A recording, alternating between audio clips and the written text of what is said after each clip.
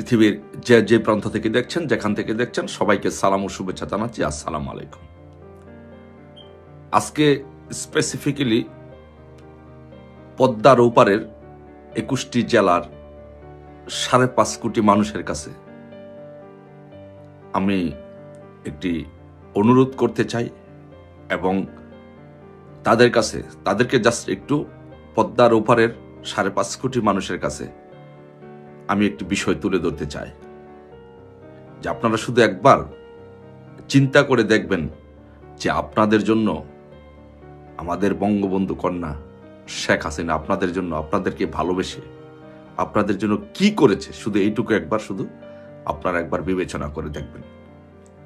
দেখেন, আমি যখন ঢাকা বিশ্ববিদ্যালয়ে পড়তাম, ঢাকা বিশ্ববিদ্যালয়ে পড়ার সুবাদে, ছাত্র রাজনীতি করার সুবাদে আমার বিভিন্ন জেলার মানুষের সাথে যোগাযোগ ছিল এবং পদ্মার ওপারে বিভিন্ন জেলায় আমার যাতায়াত ছিল।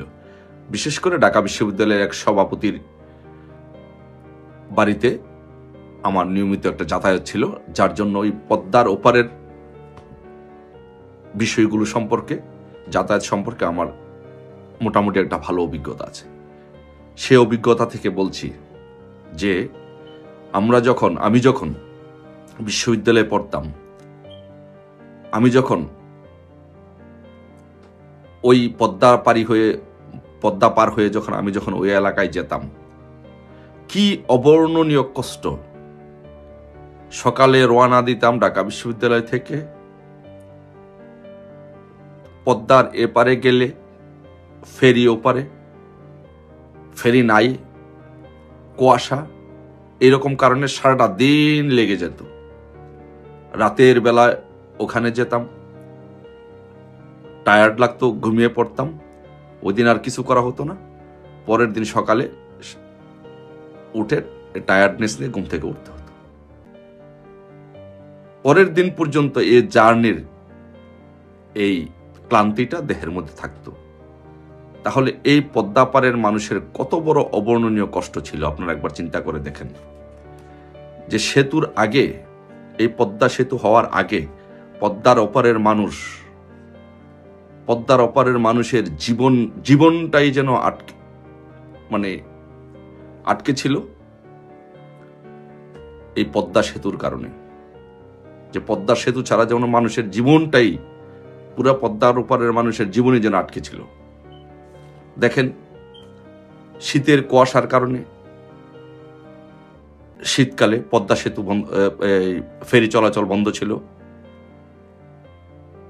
তীব্র ঝড়ের কারণে, স্রোতের কারণে বর্ষার সময় ফেরি চলাচল বন্ধ থাকত। শুকনো মৌসুমে ফেরি আটকা পড়ত। এই সমস্যাগুলোর কারণে অসুস্থ রোগী, গর্ভবতী মহিলা, তারপরে স্টুডেন্টরা যারা ভর্তি পরীক্ষা দিতে যেত, কাঁচা সবজির ট্রাক, চাকরির পরীক্ষা, বিদেশে যাত্রা, এই কাজগুলো, জনজীবনে এই গুরুত্বপূর্ণ কাজগুলো প্রায় অনিশ্চিত হয়ে পড়ত এই পদ্মা নদীর কারণে, এই পদ্মা সেতুটি না হওয়ার কারণে। এখন শেখের বেটি কি করে দিল? তার জীবনে সবচেয়ে বড় চ্যালেঞ্জ নিয়ে, রিস্ক নিয়ে, এই যে ইনুসের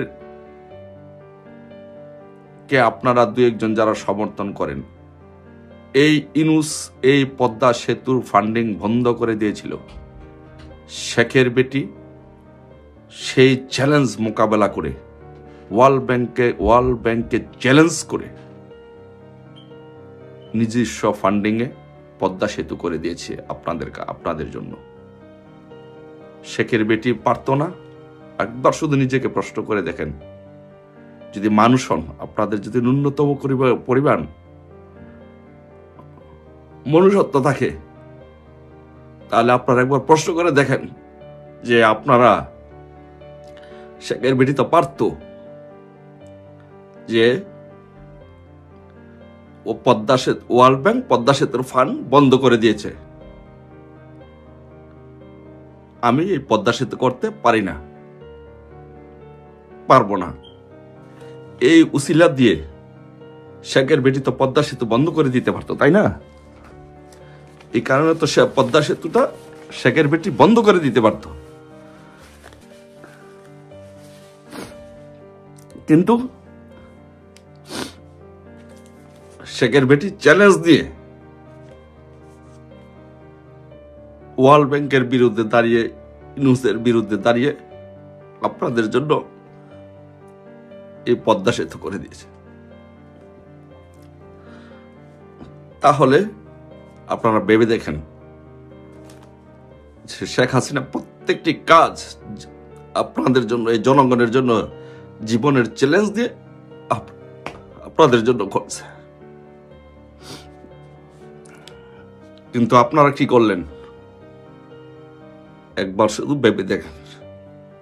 যদি মানুষ হয়ে থাকেন জীবনে একবার নিজেকে একবার প্রশ্ন করুন। দ্বিতীয়ত, যে পদ্মা সেতু, এলিভেটেড এক্সপ্রেস, কালনা সেতু, বরিশাল বিমানবন্দর, ফরিদপুর বিশ্ববিদ্যালয়, পায়রা পোর্ট, বেনাপোল সহ, পায়রা পোর্ট সহ আপনাদের এই কাজগুলো শেখ হাসিনা আপনাদের করে দিয়ে আপনাদের জীবন মান সবকিছু উন্নত করেছে। এই কাজগুলো শেখ হাসিনা চ্যালেঞ্জ নিয়ে করেছে, না করলেও পারতেন। উনি রাষ্ট্রের উন্নয়ন করতে গিয়ে, দেশের উন্নয়ন করতে গিয়ে অনেক কিছুই করতে পারেন নাই।